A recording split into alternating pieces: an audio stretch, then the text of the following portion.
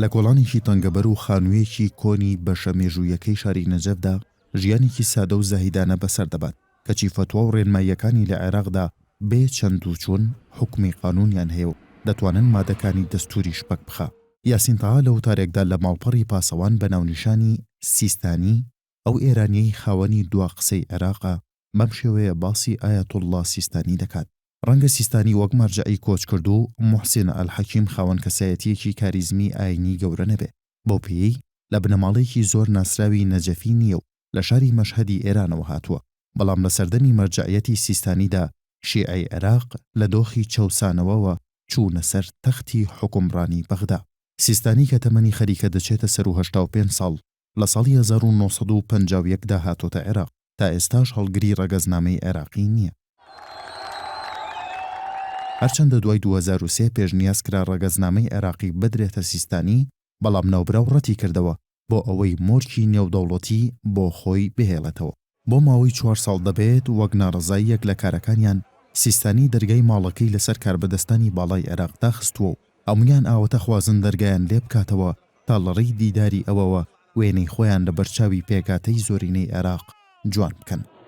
هەرچەندە ناوبانگی سیستانی زیاتر دەگەڕێتەوە بۆ سەردەمەکانی پاژمەرجی ئایەتوڵڵا خوئی گەورە مەرجەعی شیعە لە ساڵی 1992 نوێشکردنی سیستانی لەسەر تەرمەکەی لە ناو مەزاری ئیمام عەلیدا، بەڵام تا هەردوو شەرعزانی شیعەی هاوئاستی خۆی کە لە نەجەف بوون مورتەزا بورجەردی و میرزا عەلی غرەوی لە ساڵی 1998دا تیرۆر نەکران، سیستانی نەبووە مەرجەعی باڵا. لە نێوان 1988 بۆ 2003 سیستانی هیچ چالاکیەکی نەبووە، بەڵام لە دوای 2003 وەکو بەهێزترین پیاوی عێراق لەگەڵ نەتەوە یەکگرتووەکان و پۆڵ بریمەر حاکمی مەدەنی ئەمریکا لە عێراق لەسەر دەستور و ئەنجامدانی هەڵبژاردن و دیاریکردنی سەرۆکوەزیران کەوتە دانوستان و بیر و ڕاگۆڕینەوە. لە ئێستادا سیستانی بە مەرجەعی باڵای تایەفەی ئیمامی دەناسرێت لە سەرانسەری جیهاندا، بەڵام لە پەنا سیستانیدا شیعەکان چەندین مەرجەعی دیکەی گەورەی تەقلیدیان لە عێراق و ئێران و لوبنان هەیە. لە مەزهەبی شیعەدا مەرجەع جگەل لە فتوای ئاینی ئیدارەکردنی مافە شەرعیەکانیشی بەدەستە کە بریتیە لە کۆکردنەوەی زەکات و سەدەقە و خاوەندارێتی دارایی گشتی. جگەل لەمانەش هەموو تاکێکی شیعە دەبێت پابند بێت بەوەی ساڵانە پێنجیەکی داهاتەکەی ڕادەستی خەزێنەی ئەو مەرجەعیەتە بکات. کۆی قەبارەی ئەم داهاتانەش دەگەنە ملیۆنەها و ملیارەها دۆلار و بەشێکن لە هۆکاری ناوەخن و پشتپەردەی منملانەی مەرجەعەکانی تەقلید. لەسەر ئاستی عێراق سیستانی گەورە مەرجەعی باڵا و خاوەن زۆرترین هەوادارە، بەڵام لەسەر ئاستەکانی دی بەدوور نییە لە ڕەخنە و ناڕەزایی و هەمیشە پرسیاری ئەوە دەکرێت چۆن سیستانی بەسەلامەت لە دەست بەعەز دەرچووە لە کاتێکدا زۆربەی ئایەتوڵڵا و شەرعەزانەکانی تری هاوڕێی و هاوئاستی ئەو تیرۆر یان ئیعدام کراون. لە تێکڕای 35 ساڵی تەمەنیدا لە ژێر دەسەڵاتی بەعەز سیستانی تەنها لە ڕاپەڕینەکەی 1991دا ماوەیەک لە ئۆتێل دەست بەسەر کراوە.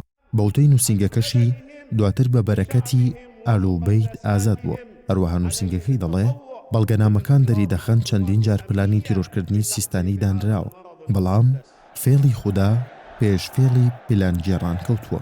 بەپێی پۆلێنی شیعەناسەکان مەرجەعیەتی سیستانی گوزارشتە لە جۆرە مەرجەعیەتێک کە پێی دەگوترێت بێدەنگ. ئەم تەرسە شیعەگەریەش زیاتر لە تەسەووف و کەنارگرتنەوە نزیکە. بەرامبەر بەمەش ڕەوتێکی شیعەگەری شۆڕژگێڕ هەن کە بۆ گۆیە یاخود بوێش ناسراون کە کار بۆ هاتنەکایی دەوڵەتی ئیسلامیش دەکەن. بەڵام پاژەوەی مەرجەعیەتی سیستانی مینبەری سەحنی حوسەینی کەربەلای کردە دەلاقەیەک بۆ شنووکەوی هەفتانەی بارودۆخی عێراق، چی دەرمانایەک بۆ چەمکی مەرجەعیەتی بێدەنگ نەمایەوە. بەم دواییانە سیستانی زنجیرەیەک هەڵوێستی بنبڕ و جومگەیی ڕاگەیاند کە دیارترینیان بریتی بوو لە پێداگری لەسەر گۆڕینی مالیکی، فتوادانی بۆ جیهاد لە دژی داعش و پێگەێنانی حەشدی شەعبی، پێداگری بەردەوام لەسەر پێویستی ڕێفۆرم لەسەر جەمکردەکانی وڵاتدا. ئێستادا هەندێک پێیان وایە ئەگەر مەرجەعیەتی سیستانی نەبوایە ئەوە داعش حکومڕانی شیعەی لە عێراق دەکردە بەشێک لە مێژوو، ئەمەش تای تەرازوەکەی بەلای سیستانیدا لاسەنگ کردووە. ڕۆژێک لە ڕۆژان بە فتوای ئەم مەرجەعیەتە کوشتنی کورد بەدەستی عەرەب حرام کرا. هەر لەبەر ئەم پێگە و دەسەڵاتە معنەویە گەورەیەش گرنگە پێکاتەی کورد لە پرسە ئاڵۆزەکاندا هەوڵی ڕاکێشانی مەرجەعیەتی نەجەف بدات کە دەتوانێت بە ئاسانی کاریگەری لەسەر هێزە سیاسیەکانی شیعە و حکوومەتی ناوەند دروست بکات.